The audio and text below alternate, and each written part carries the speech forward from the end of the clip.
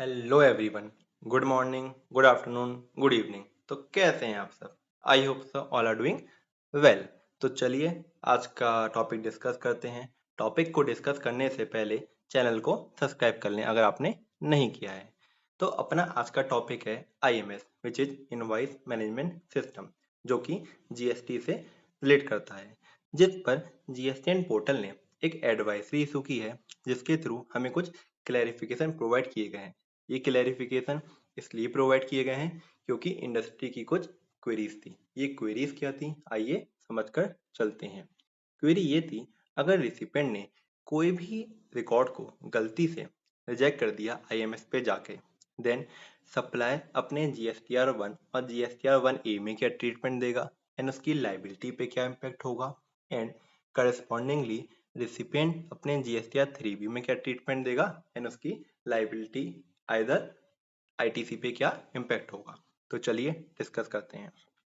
पहली क्वेरी ये है, अगर रिसिपेंट ने कोई भी इनवॉइस, डेबिट नोट या इको डॉक्यूमेंट को गलती से रिजेक्ट कर दिया एंड उसने अपना जीएसटीआर 3 भी फाइल कर दिया for the same tax period, then recipient अपने आईटीसी को कैसे अवेल करेगा। जैसा कि आप जानते हैं, अगर सप्लायर ने किसी भी गुड्स और सर्विसेज की सेल करी, सेल करने के बाद वो एक इनवॉइस इशू करेगा। उस इनवॉइस को वो अपने जीएसटीआर 1 में रिपोर्ट करेगा। रिपोर्ट करने के बाद रिसिपेंट अपने आईएमएस डैशबोर्ड में जाकर उस इनवॉइस को एक्सेप्ट कर सकता है। एक्सेप्ट करने के बाद वो इनवॉइस उसका जीएसटीआर 2 बी में फिल होगा, जिसके बेसिस पे वो अपने 3 बी में क्रेडिट ले सकता है। But in the present case, recipient ने उस इनवॉइस को गलती से रिजेक्ट कर दिया एंड जीएसटीआर 3 बी भी फाइल कर दिया। देन रिसिपेंट के पास दो चॉइस होती हैं। पहली चॉइस, वो सप्लायर के पास जाकर रिक्वेस्ट कर सकता है कि वो सेम रिकॉर्ड रिपोर्ट कर दे in the GSTR 1 A of same tax period, और वो सप्लायर के पास जाकर रिक्वेस्ट कर सकता है कि वो रिपोर्ट करे same record without any changes in the amendment table of GSTR 1 of subsequent tax period. ऐसा करने के बाद रिसिपिएंट अपने आईएमएस में जाकर उस अमेंडेड रिकॉर्ड को एक्सेप्ट कर सकता है एंड अपने 2 बी को रिकम्प्यूट कर सकता है, basis which recipient will get the ITC of complete amended value. Okay. Second query is that, original record अगर गलती से रिसिपेंट ने रिजेक्ट कर दिया एंड सप्लायर ने सेम रिकॉर्ड रिपोर्ट करा on the request of the supplier, either in the GSTR 1 A of same tax period और in the amended table of GSTR 1 और IFF of subsequent tax period, then supplier की liability पे क्या impact होगा। जैसा कि हमने देखा, सप्लायर ने ओरिजिनल रिकॉर्ड को अपने जीएसटीआर 1 में रिपोर्ट किया, बट रिसिपेंट ने गलती से वो रिकॉर्ड रिजेक्ट कर दिया।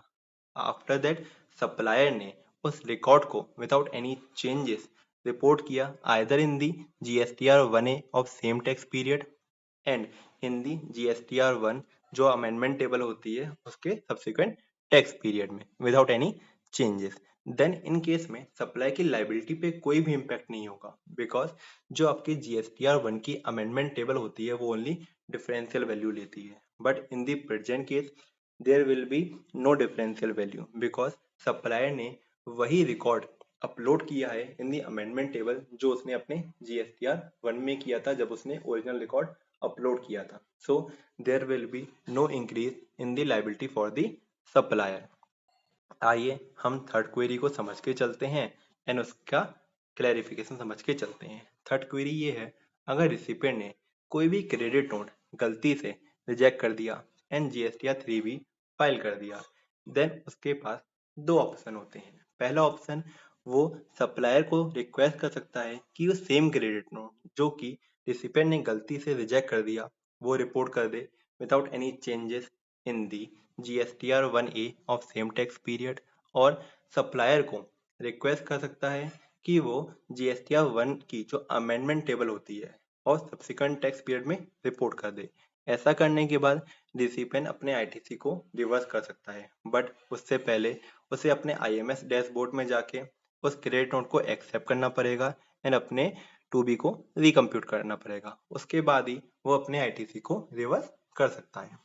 आइए चौथी क्वेरी समझ के चलते हैं एंड उसके हम क्लैरिफिकेशन को समझ के चलते हैं।